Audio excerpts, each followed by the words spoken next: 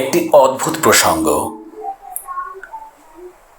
প্রেমময় পৃথিবীর প্রতিরঞ্জে পাপিষ্ঠের পাদুকায় শয়লাভ হয়ে আছে। চারিদিক কেবল মানুষ ঠকিয়ে মানুষের গন্ধ শুকে নেবার গুঞ্জনে মুখরিত। কোমল নরমে আবৃত সেই মানুষেরা কোথায়? কোথায় ব্রতচারী সেই লক্ষ্মীর ভালোবাসা?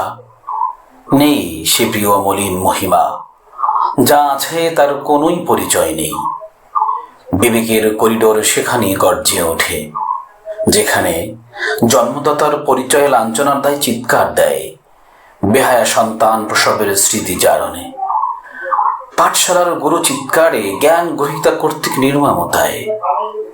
সমাজ রাষ্ট্র কেউ নেই, না কেউ নেই এ বোঝা কাঁধে নিয়ে পৃথিবীর বাকি পথ পাড়ি দিতে। বলো ঈশ্বর, কি তুমি জাগালে পরিচয় হেন সৃষ্টির অন্তরায়? বীজের বজ্র এমনি যদি ফিরে আসে প্রজন্মের পরিশোধে, তবে ফের পাঠিও মোড়ে আরো 1000 বছর পরে, যে আমি তোমার দেয়াই উত্তর বার্তা বসে দিন অজস্র পর প্রজন্মের পরে।